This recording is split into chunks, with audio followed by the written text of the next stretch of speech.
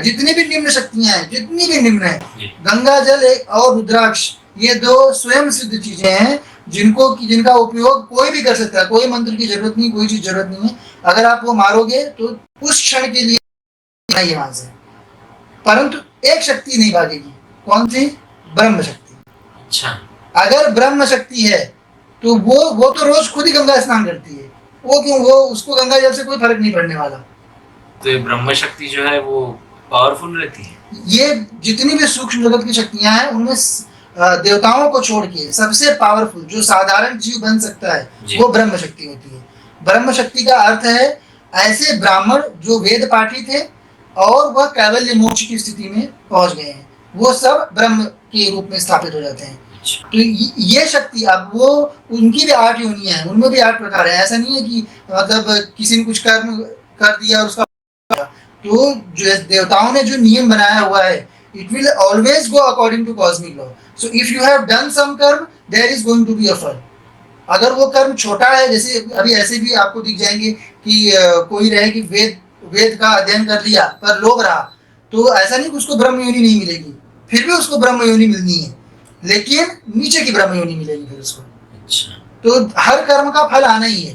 तो जो बात जो हम कर रहे थे कि जो खाने पीने की इनकी स्थितियां हैं, वो इनका अधिकार उतने तक में ही रहता है जितने में इनके लोक की जरूरत हो। वैसे ब्रह्म शक्तियां इत्यादि हैं, उनको खाने पीने की जरूरत ही नहीं रहती है क्योंकि वो सिद्ध रहती हैं। तो कोई भी ब्रह्म शक्ति रहेगी, जो नीचे की ब्रह्म शक्तियां रहेंगी वो तो जान है, पर एक्चुअल में जो ब्रह्म लोक होता है तो वहां पे खाने पीने की जरूरत ही नहीं रहती है। पर जिसकी जितनी सिद्धि रहेगी उसके अनुसार वह चीज उनके लोक में चलता है। और साथ में सेक्सुअल डिजायर भी इनकी रहती है, क्योंकि जैसे हमारे धर्म, अर्थ, काम, मोक्ष, ये 4 तरह के पुरुषार्थ हैं। There are 4 things that we are born here to do. First of all follow dharma, that means हमसे क्या एक्सपेक्टेड है इस समाज को, इस माया को सुचारू रूप से चलाने के लिए। दूसरा, स्वयं कल्याण के लिए, अपने कल्याण के लिए, for the benefit, for the good of your own, जो चीज करनी है वह धर्म है।